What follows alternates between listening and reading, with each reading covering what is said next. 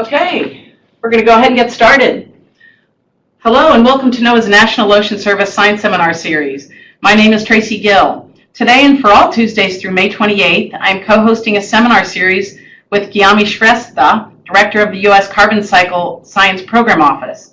Dr. Shrestha is at the European Geophysical Union meeting this week. So today, Livi Larsen has kindly decided and agreed to co-host, and she is the coordinator of the North American Carbon Program, or NACP. Livi will offer some info on the background for the series. She will introduce the seminar and the speaker. And before she does, here are some logistics and related info. The presenter today is fine with clarifying questions during the seminar. Please type them into the chat box. And if you're interested in getting a PDF copy of or recording of today's presentation, we will list the website in the chat box where you can find them in a few days. Or you can contact me, tracy.gill@noaa.gov, and we will be happy to send you a copy. If you are not on NOAA's weekly seminar list, but you'd like to be, please email me at tracy.gill@noaa.gov, and I will be happy to add you to the list. And folks in the room, please sign in and silence your phones. And now I will hand it over to Livi Larsen to introduce the seminar title and speaker.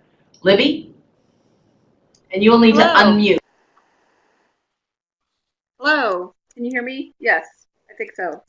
Okay, hello, I am Livi Larsen, coordinator of the North American Carbon Program, NACP, and co-host of this webinar series with Tracy Gill from NOAA.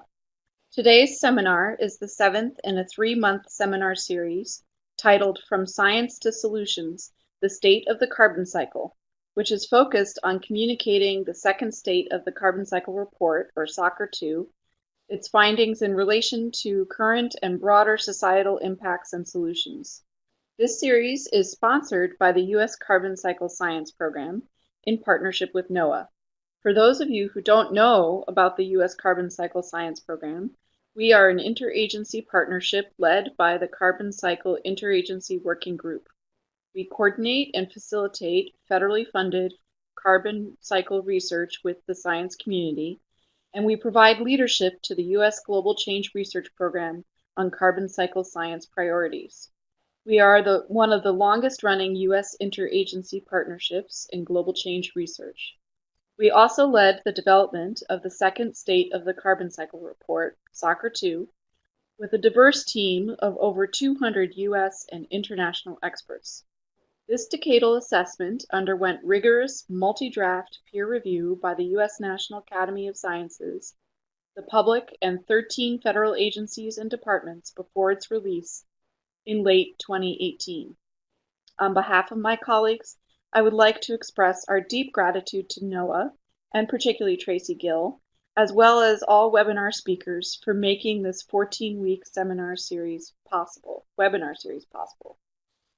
The recording of prior webinars are available on the YouTube channel of the U.S. Carbon Cycle Science Program. All pertinent slides and details of the webinar series are available on the website carboncyclescience.us. And so, today's seminar is titled The Social Implications of Pervasive Carbon, and our speaker today is Dr. Elizabeth Malone, and here is a little on her background. Dr. Elizabeth L. Malone focuses on policy-relevant sociological research and global change issues, integrating disparate worldviews, data sources, and scientific approaches. She coordinated, drafted, and provided the science text for the National Intelligence Assessment on Climate Change in 2008, and was the technical lead for 6 regional reports for the National Intelligence Council 2009, summarizing climate change projections, impact projections, and adaptive capacity. Malone was author and review editor of the 2007 Intergovernmental Panel on Climate Change Assessment. She helped develop structured methods for analyzing vulnerabilities to climate change. She edited with Steve Rayner, Human Choice and Climate Change, 4 volumes, 1998, which assesses social science research relevant to global climate change. Dr. Malone holds a PhD in sociology from the University of Maryland, College Park. Her book, Debating Climate Change, 2009, uses both discourse analysis and social network analysis to explore the bases for agreement and the arguments used in the global change web debate. Welcome, Liz, and thank you for presenting your work at the NOAA Science Seminar today. Thank you, Libby. Welcome, everybody.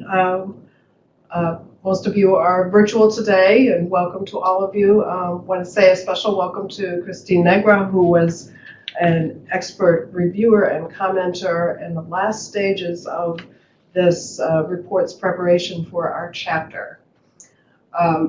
As you can see, I was the lead author on the 6th chapter in the second State of the Carbon Cycle report. My contributing authors were the backbone of the work that went on: Michelle Betzel, Sarah Hughes, Renee Kemp, Lauren Lutzenheiser, Mithra Moazy, Ben Preston, and Tris West. And expert reviewers who did a lot of work with us in the first stages of the report: John Robinson, Sarah Birch, Hal Woodite, Nicole Woolsey-Biggert, and Ben Sobukal.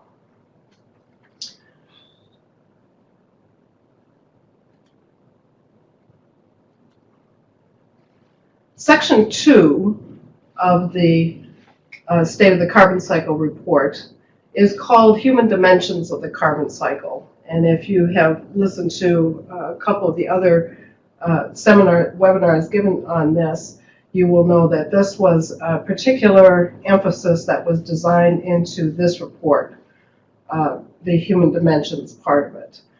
Chapter 3 was on energy systems. Chapter 4, sorry, I'm in an error there, it should be understanding urban carbon fluxes. Chapter 5, agriculture, will be the subject of the webinar next Tuesday. Today, we're talking about social science perspectives on carbon, and 2 weeks from today, there will be a webinar on tribal lands.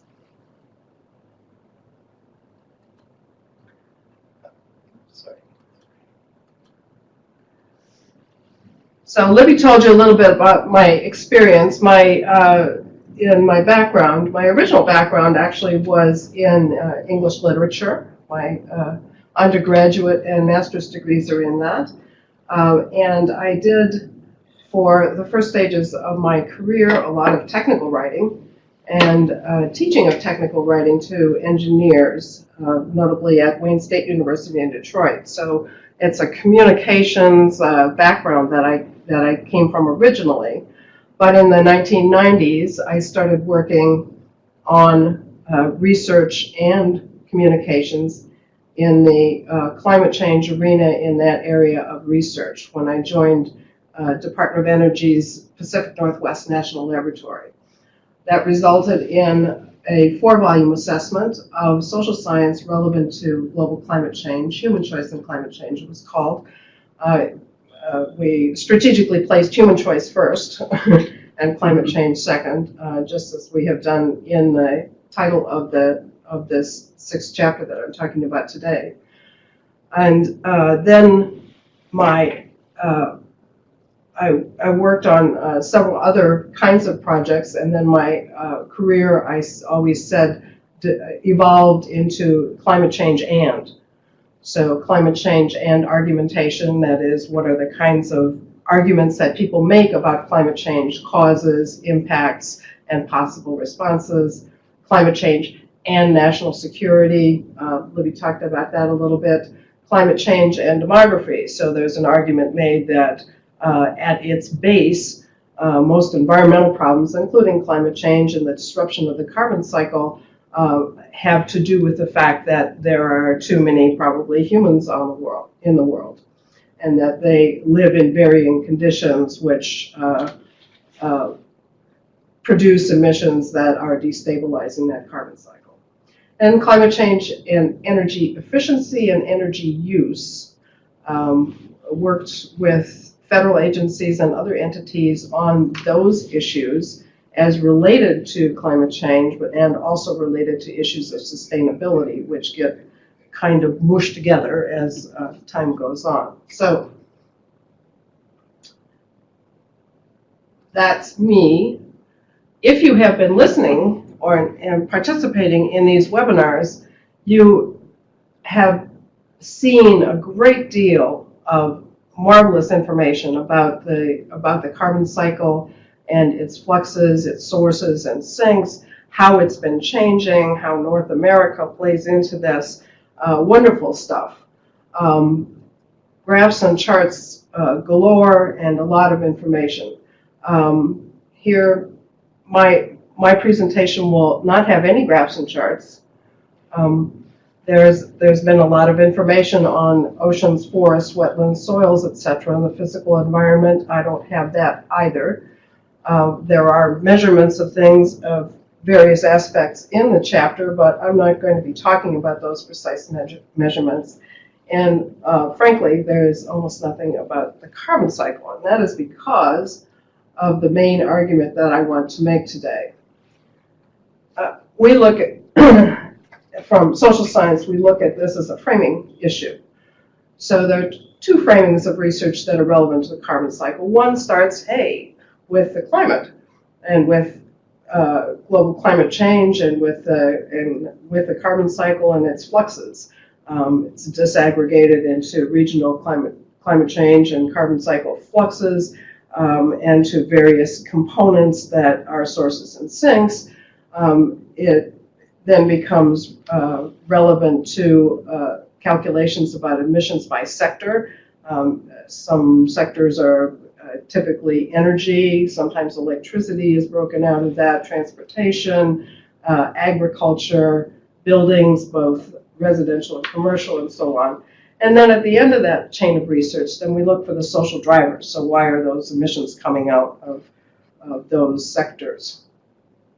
So what we contend is that is wonderful research, but it can be greatly complemented by a framing that starts with people.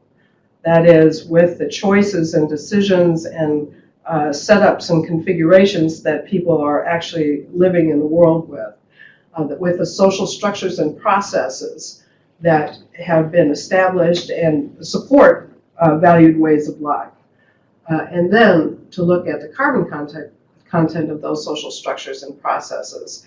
And we feel that this will lead us to a place where, with both kinds of research going on, we can look at changes that are not just technically very good, which we've seen little or no uptake of, and where there has been uptake often falls short of goals. But we can look at why things are the way they are and come to a set of feasible changes, that is, socially acceptable and advantageous changes for people that are actually involved in this. So beyond questions about whether climate change is quote-unquote real and what specific impacts will be, are questions about human change and human choices. Why and how do people change how they live and arrange their lives where they live? So why are we doing the things that we're doing that have caused the carbon cycle to be changed and to emit carbon in excess into the atmosphere? This we look at all levels in a systematic and network kind of way: individuals, households, employees and workplaces, governance organizations, et cetera, et cetera. And then what is the carbon or climate dimension of these human arrangements? In the chapter, we look at a number of different strains of research that are relevant to and have some basis in actual research that's been done about climate change, about the carbon cycle. But that those connections with other kinds of research and the connections with the carbon cycle itself have not typically been made. So behavioral research, for example, explores those connections among motivations, intentions, and actors at individual, institutional, and organizational levels. Although typically the research that we see looks at individuals and looks at individuals as rational decision makers who, always buy the lowest cost option, and that act typically that every individual acts in the same way, and that's a problem when you're looking at ways to scale up, and it's a problem because no individual acts in quite those ways. There are always social connections, social dimensions, other motivations other than economics for decisions that are made. Governance research.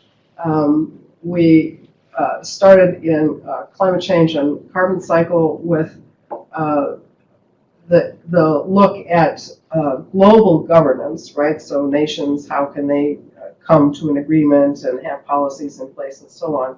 But governance research has been greatly expanded and nuanced from those beginnings, so that we're now looking at formal processes in a lot of different in ways and levels, and also informal processes that happen when there are, for example, gaps in the formal processes, or when people find that there are different ways of doing things and move towards those without any formal arrangement at all. Scenarios of the future are ways to connect carbon emissions to their socioeconomic context and social consequences. This is done at global levels in very sparse ways, but methods of disaggregating and enriching those connections are well underway. Vulnerability assessments, again, started as, for example, with calculations about sea level rise and how that would impact coastal arrangements, both people who are living there and environmental features of the coast. Now, vulnerability assessments typically talk to the societies that might be affected and probe to see how they see their vulnerabilities in terms of how the climate is changing and how carbon emissions are affecting their lives. Socio-ecological research, you see the common strand here is putting the social and the physical together. So socio-ecological research uses a system perspective to demonstrate linkages among hazards, for example, and social vulnerabilities and risks. So they're putting the social with the ecological. Socio-technical, puts things together, talking about how there are not just technologies out there that can be conveniently swapped in and out, but that each technology has its own requirements, its own ways of use, and its own sort of informal rules and structures that are built up because of how the technology works and how it needs to be used. Social network research maps connections among people. For example, people in different agencies or in different organizations that you might not think would come together, but they have similar values or similar ways of getting information or similar positions in their organizations, and they come together because of shared values, friendship ties, all kinds of ways that people build common cause to do something. Social practice research looks at ways in which our seemingly discrete actions are actually part of larger systems. So social practice, for example, might be being with the family, and this has ties, to the buildings that you inhabit, to the vehicles that you drive, to ways of, dropping people off on the way to work and shopping for groceries and so on. So that social practice involves a number of systems that touch people's lives. And that's really the structure of the chapter is the guts of the chapter is discussing these strains of research. We don't have graphs or charts. We have this wonderful picture that we tried to capture some of what I've been saying in. So this is a busy scene. It's an urban scene. It has transportation in it. It has various forms of energy. You see a smokestack with smoke coming out of it. You see windmills. You see transportation or transmission lines for electricity, and you see various social practices there. So there's a family with a house, and workplace setting, and a school setting. So all of these things are involved in both our everyday lives, and as you see these little fibers that we have put in, they should be black, but then the picture would be black, so they're white, but they represent the carbon, representing the carbon that is part of much of what we do. But it is relatively invisible to most people, and that's a big factor in people's attitudes sometimes. So back to complementary framings, we're looking at, this is the top example is from Human Choice and Climate Change, where we use the phrases descriptive approach and interpretive approach. Descriptive approach meaning things that can be quantitative, things that can be described, things that can be put into, say, a model. And the interpretive approach meaning more concerned with values, more concerned with opinions, more concerned with perceptions, more concerned with culture, not so easily quantifiable. And this is so if you're taking the issue of, say, growing biofuels in a massive way to substitute for fossil fuel production, then in a descriptive approach, you would look in agriculture at productivity, yield, economic viability, weed control, fossil fuel combustion, displaced, cost of harvesting, investment potential, soil erosion, biodiversity issues, and of course, what we look for always is net greenhouse gas emissions reductions. But with the interpretive approach, we look at, for example, farmers' willingness to grow biomass crops, not food. That has become a big issue. Public tolerance of unsightly plantations, and believe me, many biomass plantations are unsightly. They're not those straight crops in rows that we like to see. Priorities for water use and land use, labor shift hardships, which I think we have not dealt with very well in talking about the advent of new technologies, and preferences for other available technologies. Say the ones you already have an investment in. Say you want to keep doing the farming that you've been doing forever, okay? There's definitely that issue to look at. So the bottom one is sort of a list of showing the different framings. So if we do scientific research and we say, well, what should people do about this problem of excess emissions? Well, here's what they should do. Of course, they should care about the planet, number one. They should become vegetarians, buy energy efficient products and renewable energy equipment. We should require emissions reductions. We should walk or bike to work. We should, fly less or not at all, and take care of our waste better, and move out of or don't buy homes in floodplains or on coasts. When people's priority concerns, if you ask them, are quite different. They are concerned with how they live day to day. They are concerned with staying well, having a good job or jobs, and maybe good job prospects too, to living in a good home and a family life. They want to meet their monthly expenses, maybe save, maybe be safe for their families and with kids, have good schools, and have amenities nearby. So these are quite different lists, and I think we haven't done a lot in terms of reconciling our thoughts on how to change lives with what people really are concerned about. So what could we learn if we adopted a different framing that would complement the physical science to social science framing? So we could learn how carbon is embedded in that everyday life and why it's sort of invisible, and how everyday life is made up of these social practices and structures, and how people really decide to change. And as a subset of that, that cost motivations are relatively unimportant, and that consumers often make sort of irrational decisions if you want to look at them as rational people. But people have many different reasons for the decisions they make. These insights, by the way, interestingly come from economic research that's been done.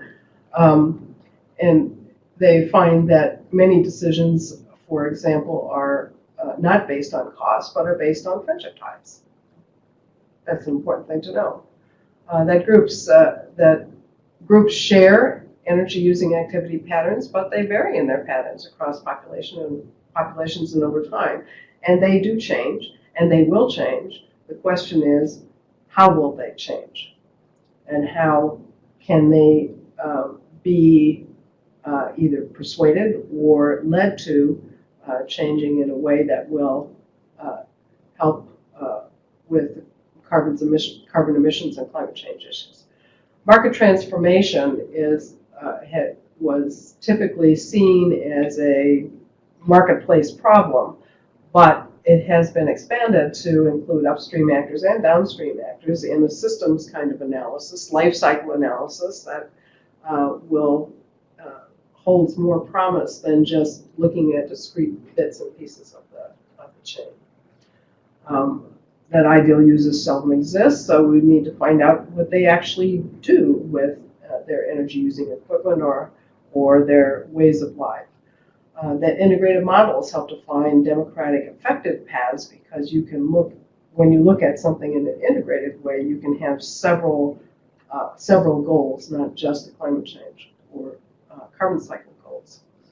Scenarios should include broadly desirable futures. We've spent a lot of time telling people how terrible things are and how it's dreadful and we need to pull back and whatever. But there are desirable futures out there that include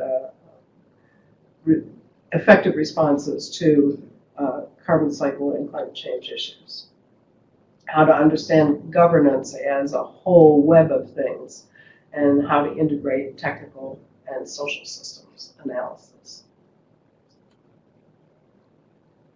So trying to look at how we could make connections, I looked at the key findings in a couple of the chapters in our section 2. So our key finding 4, which we will see again as we go through the presentation, there's research that examines governance at multiple levels and deepen understanding of effective processes and opportunities involving carbon management, including a focus on benefits, such as health, traffic management, agricultural sustainability, and reduced inequality. From the Understanding Urban Fluxes chapter 4, their key finding is improvements in air quality and human health and reduction of urban heat island are important co-benefits. So there we are. Not only do we complement each other, but we've added to each other's lists of co-benefits. Key finding 6 in that same chapter talks about governance, important sites for policymaking and decision-making that shape carbon fluxes and mitigation, but they are constrained by other levels of government variations in their sources of authority. Again, complementing and augmenting each other's key findings. Did the same thing with the energy chapter, which is chapter 3, and there's a whole range of ways that we complement each other in terms of energy efficiency and energy use reduction.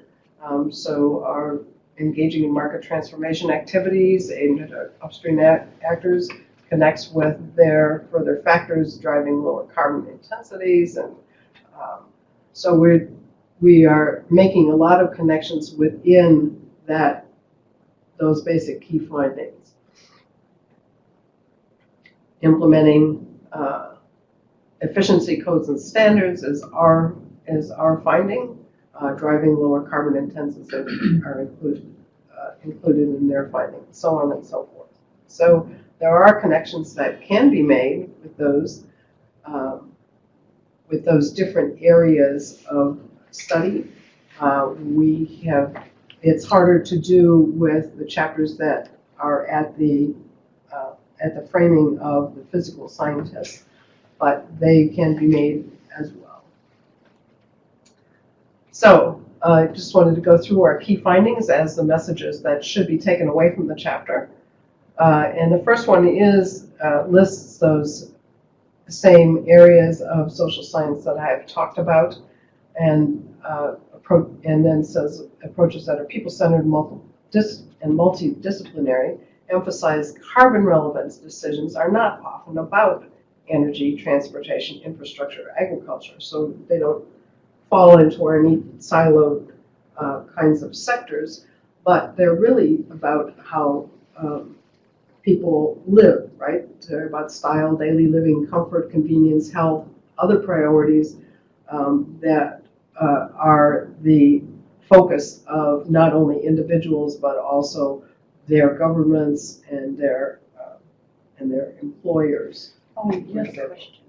Robert, I don't know if it's early. Robert Graff asked, can you provide more evidence and expand on cost motivations are relatively unimportant? Okay, good question. So we are looking at decisions that bear on the environment in general and on climate change in general. There is the earliest research that I know that was done on one of these questions is about crop insurance. And a robust finding from that research was that the single factor that drove people to buy crop insurance was that they knew somebody who already had it.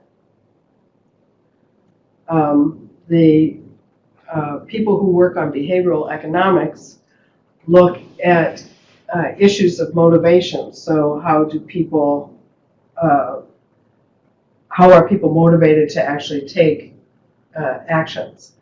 And again, the cost motivation becomes unimportant if there are friendship networks involved. So I'll give you one, it's a fairly trivial example, but it generalizes, it has been generalized pretty well. So if you are moving and you are, wanting to do it on the cheap, you might get a network of your friends together and have them put stuff on the truck and then take them over to the new house or apartment and unload the stuff with you. And you buy them pizza and beer. And everybody's happy and they go away. But if you say to your friends, hey, come help me and I'll pay you, then suddenly that becomes a disincentive, because you are probably not offering what they think their time is worth for a whole day of doing work. So it changes the whole basis on which you're doing stuff. And you are liable to find that your friends are not as friendly toward that suggestion. So a lot of the behavioral research that looks at these looks at some issues like that. So it's not a so take buying a car, for example. Why do people not act rationally and buy the cheapest car that will hold their family? It's because they like other things about the car. I know people who bought hybrid vehicles, not maybe so much because they were hybrid vehicles, but because they were the latest thing. Or because they had this wonderful dash information on, real-time information on what was your mileage and what was your whatever. So they paid more for a car because the cost was not their highest priority. So there's a lot of evidence like that. So people turn their thermostats down when heating fuel is more expensive, right? And people drive less when fuel prices increase, and that is absolutely true. So there are things that are economic drivers. But that most people, when that price changes again, they will increase their mileage. So it's not that people are not responsive to it, but they're responsive to it in different types of circumstances. So, and that's a thing that we need to know. Energy for a long time was seen as something that companies could reduce their costs a lot just by taking some energy efficiency measures. But energy is for most industries a minor cost of doing business, and so for some of them,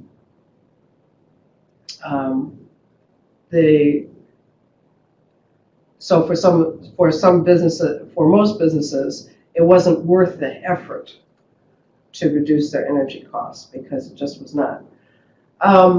I see your point that it might be better phrased as non-cost factors are also important. There is research, and it's cited in the chapter, that actually says that cost factors are relatively unimportant. So there is evidence, and refer you to the chapter for several citations on that.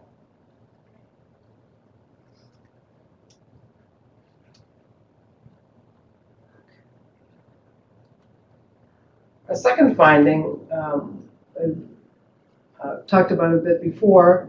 So planners have typically assumed, and modelers, I should say also, have typically assumed that energy use and consumption behaviors are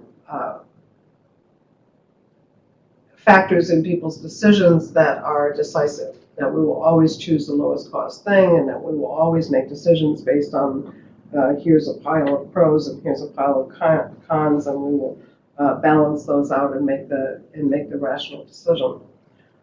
Typically, this has led to large gaps between predicted rates of economically attractive purchases of technologies with lower carbon footprints and the actual realized purchase rates. There are also typically large gaps between predicted energy use when new technologies have been installed in buildings and the actual productions.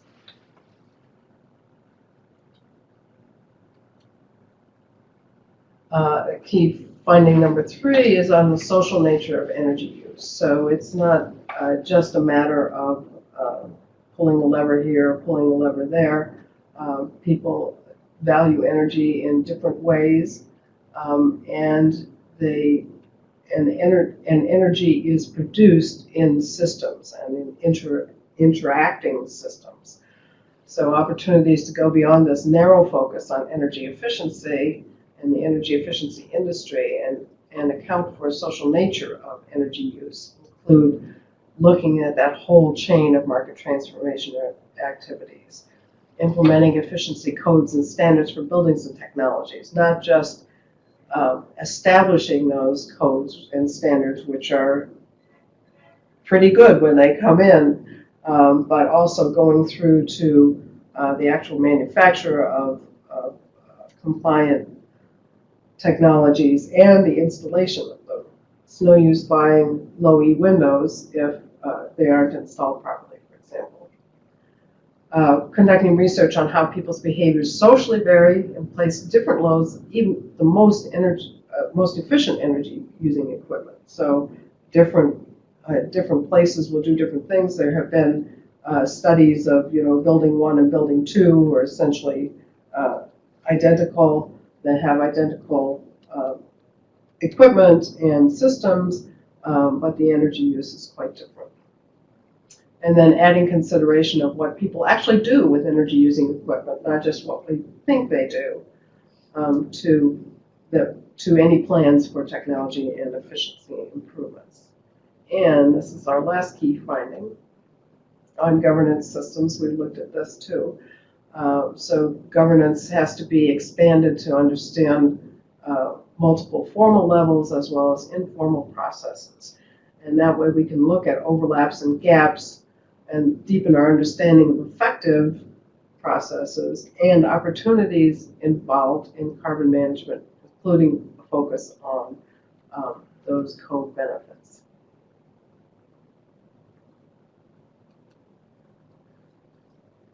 So conclusions about pervasive carbon. What do we do if we have this research and we continue our efforts to try to integrate research that is people-centered with research that is carbon cycle-centered? So we'll have an expanded use of data related to social segments, lifestyles, purchasing activity patterns that we can pair up with the technologies that are being developed or that are available. When we have a better understanding of real-life decision-making and energy use, we will also understand better how people are living their lives and what they are really dependent on and what they can change. Carbon embeddedness in routines and habits. So how does that come about, and how do habits change and how do new habits form? Shared and varied patterns of energy and carbon use. When we look at the different ways that people use energy, we can more understand both what motivations are and what how different cultures of energy use develop. What are the motivations for change, especially non-economic or irrational? Expanded market transformation activities, when we look at the whole chain of things from emissions to back down to the people who are responsible for those emissions at one point or another in the chain. Effective codes and standards for technologies, we will improve that whole process. Development of integrated systems models and analyses, and I think there's a big opportunity. We have a discussion in the chapter about how big data and data mining activities could be used. And then expanded understanding of technologies as not just gadgets and gizmos and big hunky things, but also social practices, rules, various rules that, and landscapes and values. And then just as a final word, communication among stakeholders and researchers and policymakers is something that's often given sort of blanket, yes, we should do that, but is not seriously undertaken. I'm a veteran of many group discussions, interviews, focus groups, et cetera, and I will tell you that going into a group, we usually have a list of things that we're trying to figure out and feasible changes that we think are going to work, and we always find out that one or more of those what looks to me and my colleagues as obvious choices for change are not going to work. And we always find things that we never thought of that people bring up to us. So these conversations are very important. As one of my clients used to say, you think you know what's going on, but why guess when you can know? And I think I'll leave you with that. If there are other questions, I'll entertain them now.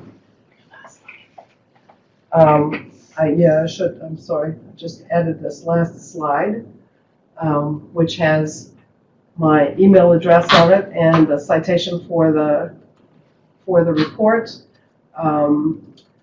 That the DOI, the link at the bottom is actually not a real link. You should go back to your invitation to the seminar and link to those reports through that. Yeah, and I think Libby provided Chapter 6 PDF link there too. Excellent. Oh yes, there you go. Thanks, Libby. Okay, well, thanks, Liz. Folks online, are there any questions? I'll start with a question. All right. Liz, this is Tracy. So this is a big thing to wrap my head around, but I'm trying to think of a simple example. Like, I'd love to be able to go to an app and say, oh, today I'm going to eat a hamburger. And it'll cost this much carbon emissions going all the way back up the chain to the farmer who had to produce that, industrial farming or whatever. And then have it say, hey, why don't you try one of this pasture-raised cow if you have to eat cow, and it'll only be this much emissions, or why don't you go for a veggie burger and it'll only be this much emissions. I'd love to see an app that you could like click on. I love the individual focus where like how do I live my life? I drive a Scion XB, I don't drive a Prius. What would be a better thing to do to be able to click on something and see the continuum of better things that would reduce the carbon? I mean, I never thought about it that way. It's really cool to consider this. Yeah, so there's been a lot of work on the so-called carbon footprint and Right. individual carbon footprints. It quickly becomes pretty complex, as you might imagine, Right. because Going up you the know. chain. So right. So how far did that hamburger travel to get to you, right? Right. And, all of this kind of stuff. Those are all considerations. But there are general guidelines out there. Yeah. EPA has or used to have a way to quickly do a carbon footprint and figure out what the major components of it were. The Union of Concerned Scientists has a whole book on what you can really do and in terms of your own life to start causing fewer emissions to the atmosphere. One thing that's I find surprising in that, you talked about cars, they say, you know, actually the single thing you could do is pick up somebody else. Yeah. I have an 8-person carpool. Right, so there you are. And I know when I worked on site at NASA, the NASA carpools were very, very big at NASA. Not so much because people wanted to have the pickups and stuff and Right. all that kind of stuff, but NASA put in perks for carpoolers.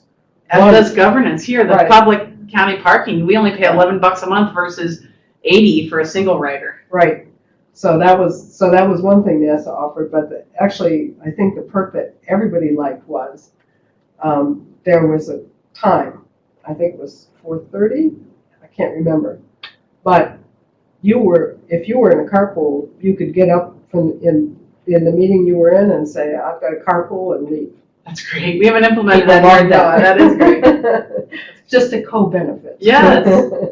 So we have a question from Simone. It says, oh my God, yes, I've been dreaming of this sort of app too, and I think it would be neat to be regionally specific, like the Monterey. Yes. Yeah. Yeah, it sure would. And it's really, it's going to be data heavy if it's good for you at all.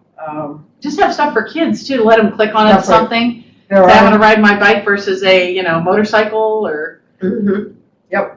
And then David Appel asks, I see a lot of polls where people indicate they will pay to address climate change, but carbon taxes keep getting rejected in the U.S. What's the apparent disconnect? I think the tax label has suffered Yeah. from a lot, and I think that's a big issue in the United States. Also, I don't think so. There's an issue of carbon taxes, which people seem to think are dead on arrival in Congress. But there's also an issue of then what are you going to do with those taxes, and that becomes a very contentious issue. It's perfectly possible to recycle those taxes to programs that promote various other worthy causes, but that seems to be a point at which people stop discussing and start shouting as well. And Simone goes on to say, do you mean the Bay Aquarium Fish app? Yeah, or that Yes. one. Thanks, Yeah. Simone. Yeah. And Jessica says, are you talking about the Seafood Watch app, Simone? I think she is. So then Robert Graff says, I have now read the section on cost motivation and agree with the statement regarding individual purchases of products marketed for their carbon reduction. However, the big swings in consumption, e.g. from coal to natural gas by the electric generation industry, or fuel prices affecting driving is undeniably an important factor. Undeniably, absolutely agree. Absolutely agree. And you see that in the energy chapter. You see that in other chapters of SOCCR2, where that disconnect between economic growth and energy use, that gap has widened. So there's no longer any way that people can say, oh, energy drives economic growth. We can't have economic growth without energy use increases. Okay. Then GMD asks, can you provide any examples that would illustrate what research that examines governance looks like? Sure. Let me, so in the chapter in section 6.3.2, an example is given of sources of power and authority, institutional arrangements. So, for example, power over land use planning is largely local, but the forces shaping urban development patterns run the gamut from local to global. Although U.S. federal agricultural policy plays a large role in setting incentives and policy priorities, there's no equivalent mechanism for cities, so there's a gap. Governance can also be driven in a more bottom-up fashion as local actors and organizations seek to challenge prevailing power and authority sources that sustain existing carbon-related practices. And it goes on, but these are all ways of doing that analysis that shows you what is happening in particular places at particular times.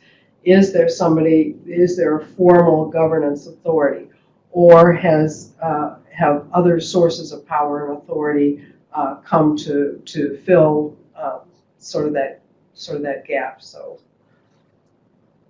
GMD, does that answer your question?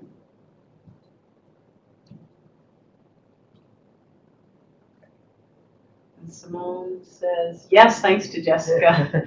And Jessica says, a lot of what people are talking about, where'd I go? A lot of what people are talking about educate consumers, but how do we get them to care? Knowing a hamburger has a large environmental footprint doesn't discourage someone who really likes meat. Yes, I agree. And so it's important to know that. But if you had that app that said it costs for 50 carbon units versus 5 for maybe a pasture-raised one, that might be more expensive, but it might have a smaller footprint, that would maybe encourage me to spend an extra $1 on a better burger, on a more environmentally conscious burger. Or it's a dumb example, but it's, you know. Or you might say, I really want that hamburger, but I'll offset it by something else that I'm doing. Oh, right. I'll walk to get that burger. Exactly. I won't drive. Which would be good for you anyway, right? That's right. And then Robert goes on to say, should read, price is undeniably an important factor. Okay.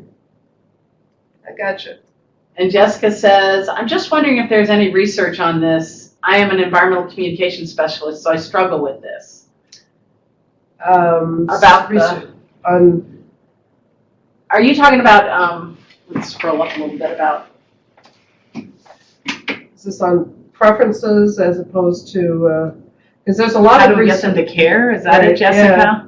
Well, you know, how do we get people to care? Yes, that's what. And interestingly, it's easier to get people to say they care than it's to get people to actually do. Like to become a vegetarian. Right. I'm not a vegetarian. So there's a lot of social psych research that looks at that gap between saying, oh yeah, I do green things, whatever.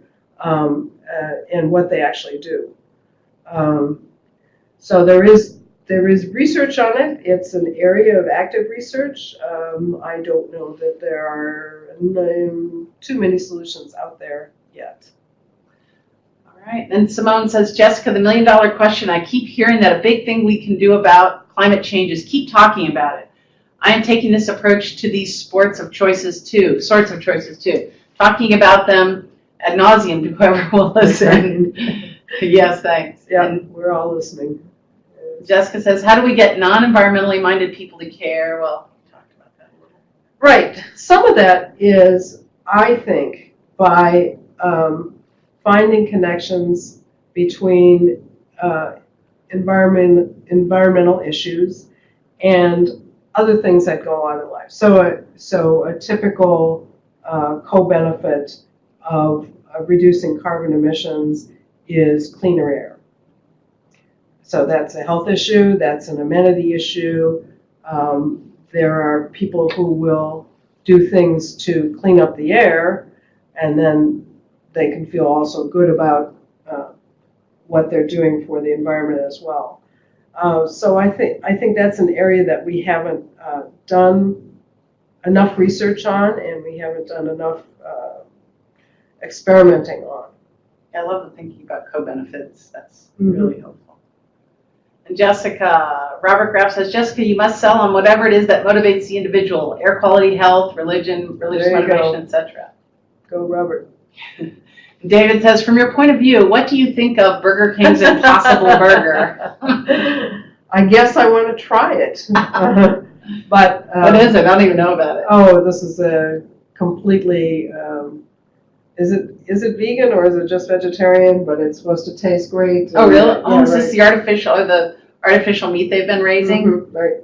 Oh, fake meat. Yeah, fake meat. Wow. Yeah.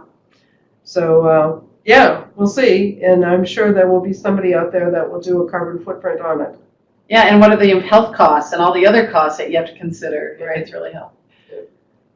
Libby says, I would highly like to recommend this book, Social Science Theory for Environmental Sustainability by Mark Stern. Yes, good recommendation. Thanks, Libby. And Kara Pike. Yes, definitely. Kara is wonderful. And then Robert says, the Impossible Burger could be a great thing. People will buy it if it tastes good. Absolutely, yeah. They will. And Maggie says, look for any talk by Kara Pike of Climate Access who talks about this very issue. Absolutely. Kara is wonderful. Important to meet people where they are at. Yes. And Jessica says, yes, thanks everyone. Maggie says, vegan. David Appel says, fake meat. Oh, yeah. And you can find it at many other restaurants as well. Yep, I agree. So one thing I was thinking, like a lot of these statements you said were hard to, like, I had to like pull examples into my head. I was trying to pull examples, like what is she actually saying by this? And now I want to go back through your talk and like try and put examples to some of these things, because now we're talking about it, I can kind of like see what, the importance of these different things. Yeah, so the examples, you have to be careful with examples because they have caveats around them. Any specific example will have caveats around it. But when a body of examples shows you the same thing, then you need to start paying attention. Right. But sometimes for me to wrap my head around an idea, I need to have a couple cogent examples. Yeah. I hear you. So folks online, any other questions, comments? Libby, if you want to unmute, please do. Thanks, Maggie, for explaining that. I didn't know about this burger. Now I'm going to have to go try it. Right. I was even hearing like, what is it, the yogurt that's really thick, Greek yogurt. They say it just creates these huge pools of byproduct liquid that they don't know what to do with. And I'm like, oh, everybody thought Greek yogurt was so great. Exactly. So there's probably a million examples like that. Yeah.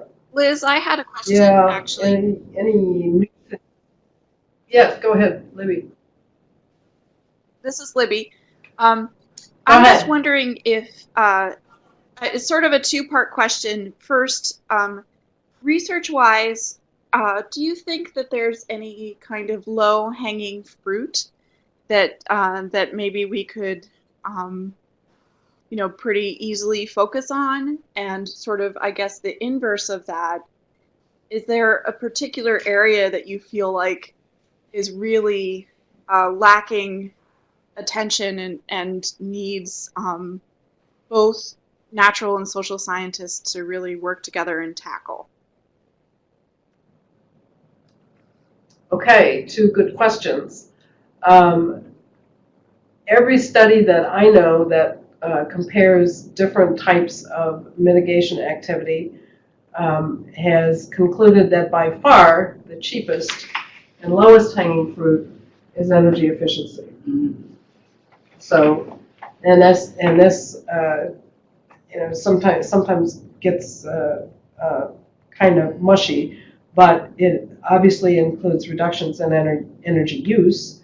It includes energy efficiency equipment and systems, and it includes the use of renewable energy sources. But it also includes things like, walking instead of riding, and so on and so on.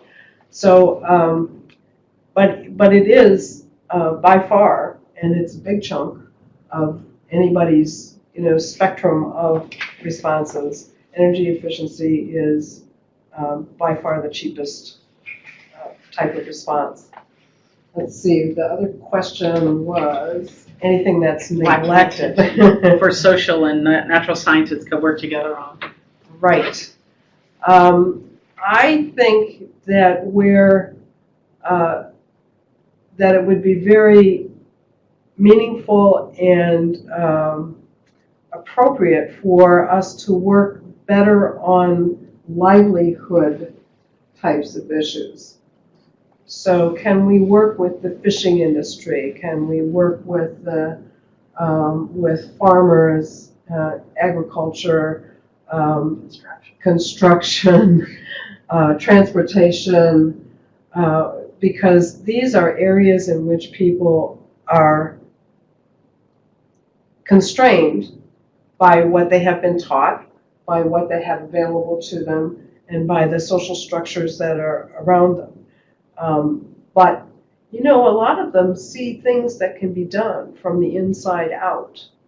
And so it's very important to know from the physical science aspect what kinds of, if there's a proposal on the table, for example, how that's going to affect the soils, how that's going to affect the irrigation systems, how that's going to affect that. And also, are the people who are actually involved in that industry willing and able to do those things that on the surface are going to be very good for the environment. So I think, so that's the area that I would pick that is really, has a lot of potential. Okay. Thanks for those good questions, Livy. Folks online, are there any more questions? We're at the top of the hour, a couple minutes past, so if there are no more questions, we'll wait to see.